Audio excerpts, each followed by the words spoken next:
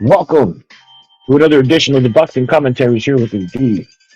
We're going to be talking about Joe Pitaya, who wins by a huge knockout and now once undisputed. And we're going to be talking about that today, ladies and gentlemen. Welcome to another edition of the Boxing Commentaries here with D. Now I make sure everything is running smoothly here at Live Uncut and Direct. You can drop your comments. Once again, I want to send a shout out to a feature who's listening live. Salute to you. So shout out to everybody in the panel who wants to join in the panel. I meant to say, so here we go. Join the live panel, join the live chat, or simply sit back and enjoy the show. You know what I mean? So I got a few pointers that I want to touch upon, today. So one of them being the title of the show. The ref helps Jay Pataya get a big knockout win, and now wants undisputed. I mean, those are facts. Jay Pataya wants undisputed. Eddie Hearn says he wants to go after Zurdo Ramirez. You know what I mean? And after Sudo Ramirez, most likely it'll be Badu Jack. And after Badu Jack, he said he wants to go after Usyk at the heavyweight division, right? Undisputed versus undisputed. So these are some of the things I want to touch upon, today and shit like that. You know what I mean? But you cannot deny the fact that also the refs also helped Jay Pataya get a huge knockout win. As you can see right here on the thumbnail, right on the screen, you could see how Nika was entangled on the ropes. He was vulnerable. He was not able to protect himself properly. The ropes were holding him up, right? And you can see the ref has a clear vision of what's going on. Mika's stumbling on the ropes right there. And Jay Patai's a killer. He took advantage of a vulnerable Nika, and he literally went after the kill. You know what I mean? As soon as he saw that he was entangled, right, and not only entangled, you could see the ref, right, still in the same position previous before Jay Pataya swang that vicious killer knockout on Nika. Right, the ref is looking. He sees that Nika's entangled, and he's still at the same distance. You know what I mean? At most, he took a step when Joe Pataya had his hand towards his back. Right, so it's not really Jay Pataya's fault that he landed this particular vicious. He sees that Nika's in trouble. He sees that Nika's tangled on the ropes, but he's a killer, Holmes. He's a killer. Right? This is the mistake of the ref, not the mistake of Joe Pataya. Joe Pataya went in and he swung and he hit a vulnerable, defenseless opponent who was entangled on the ropes, stumbling on his feet. Not only that, his corner was already waving the fight off, right? Before Joe Pataya landed the punch. Right? So you can see that the trainer's already on top of the ring. That's an automatic shutoff, you know what I mean? As soon as your corner steps in the ring, right, steps up to the ring like that, that's a disqualification. They stop the fight. Um, so right there and then, the ref is not even paying attention to the corner, who's waving the fight off. The ref is focusing on Jay Pataya more than he is on the person who's vulnerable and defenseless and about to get hit. And as soon as he got hit and was already folded, you could see his hand was still entangled in the ropes, right? And I'm not sure if you guys saw the fight, but it looked like he killed the guy. He was unconscious for a few minutes. He was not moving, right? Because he was entangled. He was not in any position to block any punch, right? The ref was not doing anything about it. Jay Pataya saw that particular vulnerability, that particular moment, and went after the kill, right? He went after the kill. It was kind of disgusting by the ref. It's just kind of more of a killer instinct that Jay Pataya has. You know what I mean? Jay Pataya literally just went for the kill. Literally went for the kill. Right? Now, is he going to be able to do this against Zurdo Ramirez or Badu Jack, who are bigger names in the sport of boxing? Nika's basically went in there to lose the fight. It was a Joe Pataya fight, right? It's a Joe Pataya moment. It's a Joe Pataya ref in there. You know what I mean? So you cannot deny the facts, right? But when you look at the rankings, you see Joe Pataya is currently the IBF champion. Uh, was Nika a mandatory fight? Was it just a voluntary fight? I don't know. I don't know if you that a question. I really don't know if it was mandatory or not. All I know is Jeff Pataya retains the IBF title. Gilberto Ramirez As you can see on the board, he holds both the WBA and the WBO titles. And the WBC is currently holding Badri Jack as the current champion, where Noel Michaelion is in recess, a champion in recess, right? So is Michaelion coming back? Don't know. Is Badri Jack going to represent? Most likely he will. He's known to step up to the plate. Specifically when it's going to be a big fight like this for a disputer, right? I don't see him betting the money. Um, Gilberto Ramirez is under the WBA, who seems to be a little bit more lenient when it gives their champions time and opportunities to unify against other titles, and as well as enforcing mandatories. It seems like the IBF is the most strictly concerned with enforcing their mandatories, even though they take a while to sometimes put them on the board. You know what I mean? And but Gilberto Ramirez clearly is a fighter who clearly is the most, in my particular opinion, is the guy to beat at cruiserweight. Like he is the man. Not Joe Pataya, not Badri Jack, not the champion of Reeses, Mikulian. You know what I mean? It's Ramirez, bro. Gilberto Ramirez is the man to beat. Not only because he holds the two titles, and right, he's a unified champion in the division, and he basically holds more weight when it comes to credibility and already establishing himself as a unified champion in the division. But not only that, but Roberto Ramirez is an elite fighter, bro. He's a heavier class fighter. He feels very comfortable at 175. He grew into the division. I'm sorry, at cruiserweight, 176 to 200 max, right? So he outgrew the 168, the 175, and he naturally is now comfortable at cruiserweight. Very comfortable. He said it himself. He never felt more comfortable in his training camps in the ring, right? And he was a little too dehydrated. He believes when he fought Bivol, naturally he's just too big. He's a big guy. Gilberto Ramirez wouldn't surprise me if he starts fighting at a heavyweight. He's a young cat. You know what I mean? Started very young. Has a bunch of fights under his belt. Went up against Bivol. Bivol outclassed him with speed. Um, and Ramirez moves up, and now he's a champion, a unified champion at cruiserweight. So, comparatively speaking, we saw him perform very well in his last fights at cruiserweight. He has great stamina in the division. He has a great chin. You know what I mean? He throws punches and punches and punches, punches and punches, punch after punch, combo after combo, right? And he just keeps coming after you. He's not known to be a weak chin kind of a fighter. He's not known to get dropped by body punches and shit. He's not even known to get dropped at all, right? So all I'm saying is this guy Ramirez is the guy to beat.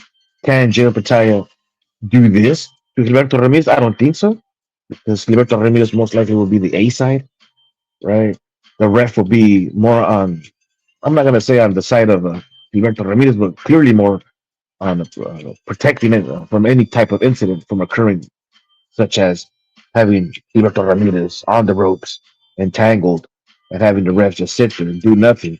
As Jay Pataya, as you can see, damn near screaming, throwing all his might into that particular face of a vulnerable fighter, knocking him out and leaving him there unconscious for a few minutes, right? So, can he do that against Usyk, or can he do that against Sergio Ramirez? I don't think so, much less against Usyk, right? So, all I'm saying, Holmes, is what I saw in the fight that nobody's really talking about, right? And why did Jay Pataya decide to throw such a vicious knockout punch, knowing that his opponent was in a vulnerable position, and why? Red Glove Militant, salutes to you, bro. Shout out to the low budget productions. That's right, brother. Shout out to you. Milk Drunk takes it. Oh man, see, I don't even want to read that shit, bro. I don't even. As soon as I read that, boom, delete the comments. Right, and just put the user in timeout, and I'll just cut all that shit up at the end when I edit it. It will even appear and shit. Right. So, anyways, back what I was saying. Why? So why did Jay Pataya decide to land such a knockout vicious punch in the first place, knowing that his opponent was entangled? Right? Why did he do that, bro? Why did he do such a I don't want to say cowardly act, because it damn near was, knowing that the corner was already on calling the fight off, right? The guy's entangled. He lands such a, in my opinion, which could be considered a cowardly punch. But it's boxing. It's a killer instinct, but he's landing it on a fighter who's, it's boxing, bro. It's not a street fight, right? It's boxing, bro. We got rules to this shit. And in my opinion, it's because Nika was giving it to him. You know what I mean? Nika was not being there to be a punching bag. He was actually there to fight. And at the beginning of the fight, you can see Nika didn't have proper foot stand, proper punch placement. Very rookie-ish. You know what I mean? A lot of rookie mistakes. Very low class level when it comes to the rankings of the elite, the great ones, the ones that are good enough. You know what I mean? To the ones that are mediocre to lower class, which Nika was, right? So Nika being a lower tier type of fighter, a lower class, a lower, not known really, just a few handful of fights under his belt. He's basically winning, if not a couple of rounds against Joe Patan, right? He came there to fight. He was somewhat exposing him. You know what I mean? And that's why, bro. It was a desperate Joe Pataya. You know what I mean? A lot of people ain't gonna like this, bro, but you cannot deny the fact that the guy was entangled in the ropes. You cannot deny the fact that Joe Pataya threw a punch on a guy who was not only vulnerable, but his corner was calling out to fight, and the referee was, damn near making the worst mistake that a professional referee could do, right? Stand there and do nothing. You know what I mean? So he took advantage of the situation, which was is a cowardly. It could be looked at that way. You know what I mean? But he has a killer instinct. He took advantage of the situation. He was desperate. He was getting not outperformed, but he was getting challenged. In other words, challenged enough to put him in a position where he felt the need to get that killer instinct in him and out towards his aggression came during a position that, in my opinion, is not really respectable. Right? I can't really cheer that on. Yeah, I'm a huge boxing fan, man. You know what I mean? I'm not really going to come out here and discredit a guy and say Jay Patai is not a good fighter or this and that. But I'm not going to come out here and say, oh, it was a great knockout punch. Oh man, I mean, I'm just going to be fair with it, whether you like it or not. You can hate it, love it. You know what I mean? Thumb it down, thumb it. I don't care, bro. It's just a fact. You cannot deny the fact that the guy was vulnerable. The corner was calling it off. Right? He was entangled. He was already stumbling, and you know what I mean. I can't celebrate that and call it a great knockout punch. You know what I mean? It's just not fair, or it's not in my integrity. I'm not built like that. You know what I mean? You get the respect where you deserve, bro. But when you knock someone out like that, bro, you know what I mean? I'm not gonna celebrate that, bro. You know what I mean? I'm just not, bro. I don't cheer. I'm not a cheerleader, bro. You know what I mean? I'm not a cheerleader, bro. And I don't work for anybody's camp, so I'm not here to please anybody, bro. I'm just here to call it like it is, bro. You know what I mean? The refs helped him get a vicious knockout win. Right? No one's talking about it. You can clearly see it. He was entangled, vulnerable. Uh, would he got this particular knockout without this particular incident? I seriously doubt it. Nico was really performing in a position where he could have taken the fight to decision, right? He might have got dropped a few more times. I don't know, bro. But he wouldn't have had gotten knocked out completely and almost killed if he wouldn't have been entangled in the ropes, vulnerable, and the referee not doing nothing specifically in his own corner is calling off the fight. It's just not fair, bro. You know what I mean? It's an injustice to the sport of boxing. There's rules, bro. This is a pugilistic sport. I get it, bro, but there's rules to the engagement. We're bound to a set of rules that restrict us, and the referee is supposed to enforce those rules. And like I said in the beginning of the video, this is not Jay Patel's fault. It's the fault of the referee. Right? Jay Patel just took advantage of a vulnerable position where the referee was doing nothing about it and exploded on the vulnerable man who was entangled in the ropes and had no way of protecting himself. Almost killed the guy. He almost killed the guy. And people celebrated it. I don't celebrate it. I mean, if it would have been a clean knockout punch where the guy was, dropping his guard in between punches or in a counter punch or, you know what I mean, or a straight vicious combination in the middle of the ring, I'll be like, damn, bro, that's crazy, bro. Jared Ty, knockout of the year. But this shit right here, bro, this is nowhere near knockout of the year, bro. This is more like just like the most cowardly punch of the year, in my opinion, bro. So, hey, Jay Patan's a great fighter, bro. Don't get me wrong. He's a good fighter. Can he defeat Zurdo Ramirez? I don't think so, bro. I don't think so, bro. I mean, have you guys seen the fight with what's his name? Maurice Bradis? What's his name? Maurice Bradis? Yeah, Maurice Bradis. But man, Maurice Bradis was like 40 years old. So Jay Pataya, on damn near fight of the year, back to back kind of punch. You know, what I mean, even the rematch where they both went the distance against a 40-something-year-old man, bro, past his prime. You know what I mean? So we seen Jay Pataya struggle against mediocre opposition. You saw him go damn near, life or death with Maurice Bradis, bro. You know what I mean? So I guess a 40-year-old guy passes prime. So against Surdo Ramirez, who's at his prime, seriously at his prime, bro, at his most comfortable weight, known to have the Mexican style, known to be vicious, known to have a chin, known to be a good counterpuncher, and most importantly, he has a great jab. And that's Jay Pataya's weakness. He can't get off the jab. He can't get off the center line. Jay Pataya, he just goes out there and tries to win by knockout. Zurdo Ramirez just tries to beat the shit out of you with combination with style, with grace, Mexican style, inside the pocket, outside the pocket, with his jab. You know what I mean? He's not known to be a come forward, flat foot fighter, talking about Zurdo Ramirez. But when you look at Jay Pataya, he is considered to be more of a flat footed, come forward fighter. Not necessarily known for his footwork or his defensive skills. Can't even get off the line, bro. Off that center line, he's going to get hit continuously by Zurdo Ramirez's jab, bro. It's going to be up to Jay Pataya to get under the jab inside the pocket of Zurdo Ramirez to particularly, gain some type of momentum to hit Zurdo with his best shots. Can he drop Zurdo Ramirez? I mean, this is boxing. Anything can happen. But the chin of Zurdo Ramirez, I don't think so, bro. Zurdo's a beast, bro. He's a beast, bro.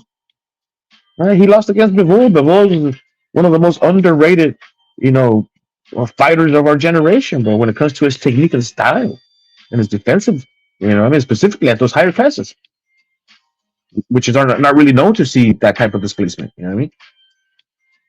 But when you look at uh, Usyk, who resembles Bivol in a certain style of footwork, using angles, counter punching, outside work in the heavier classes, Jay Pataya stands no chance against Usyk.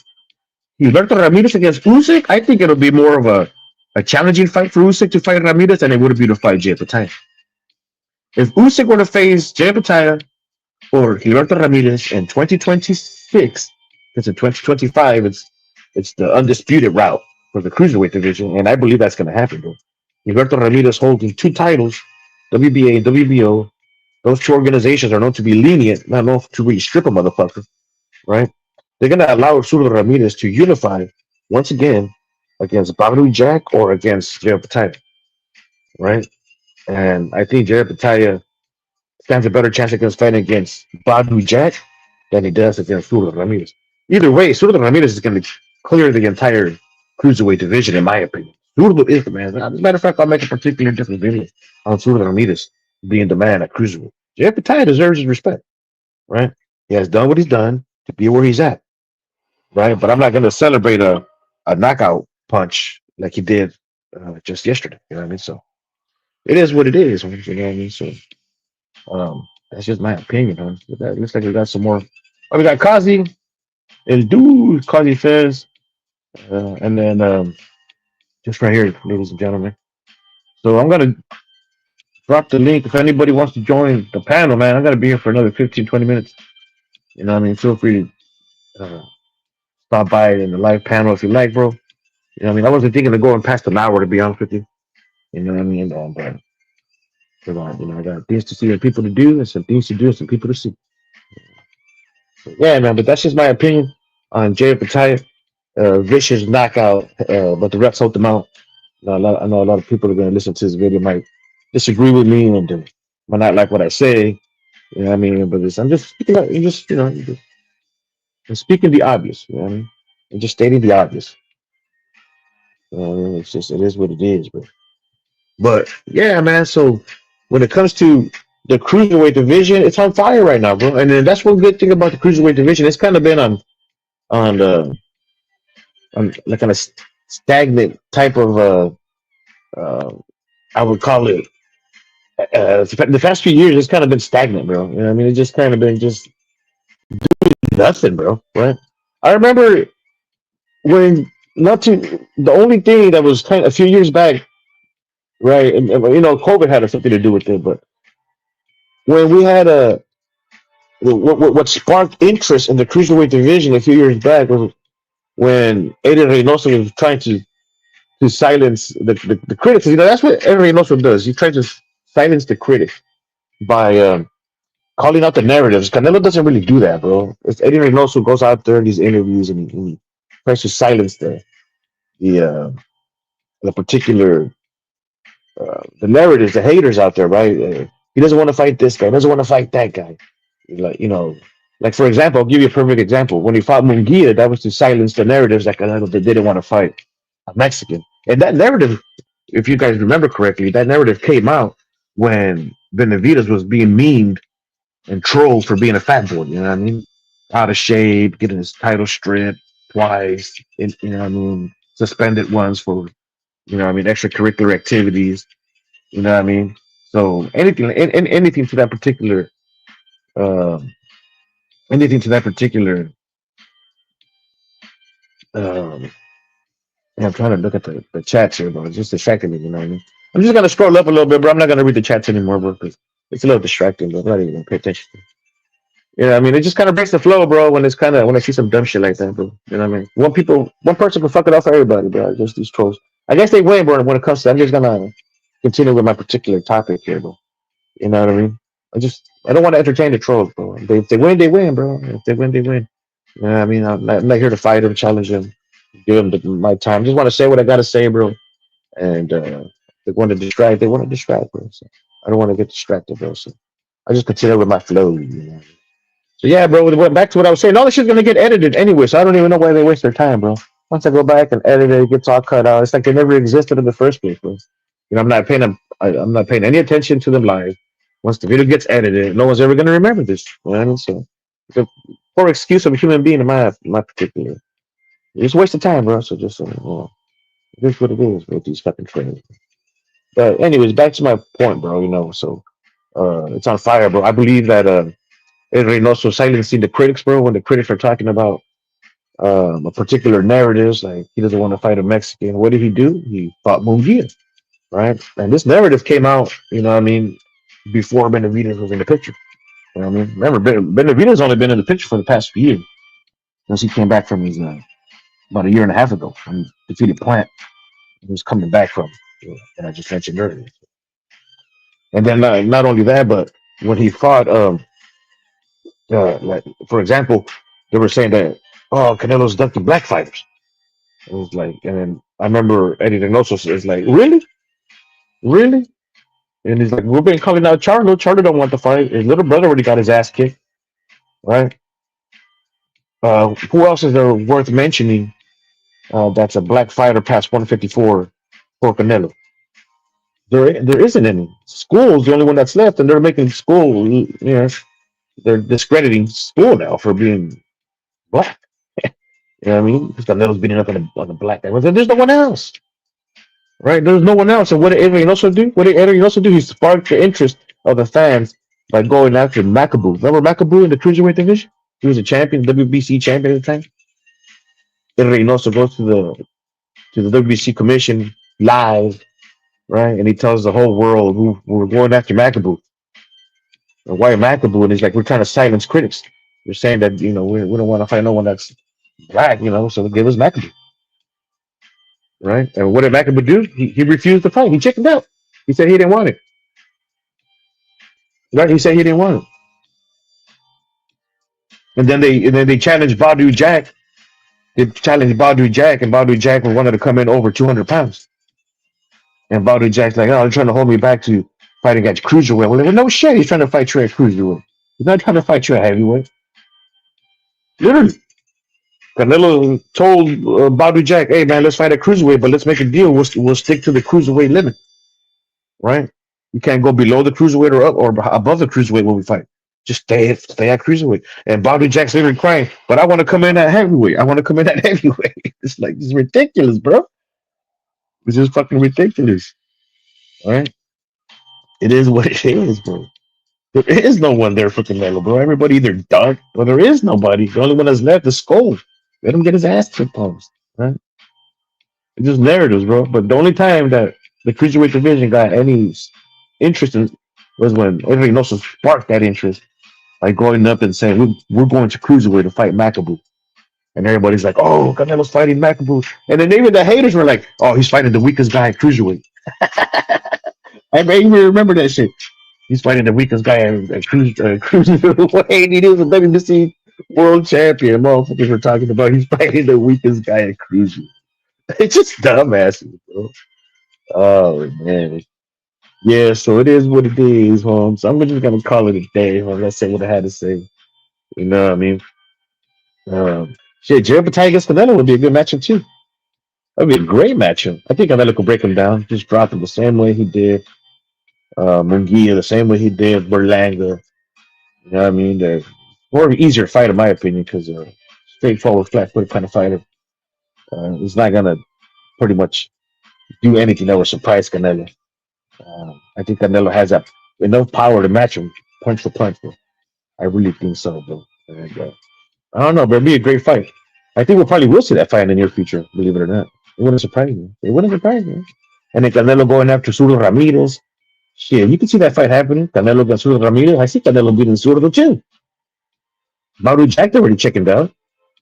So mentally, spiritually, and physically, I do see Canelo beating Badu Jack as well.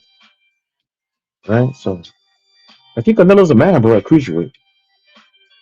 If he decides to go up there, bro, it's going to be against Zurdo Ramirez, Badu Jack, and Jay Pataya.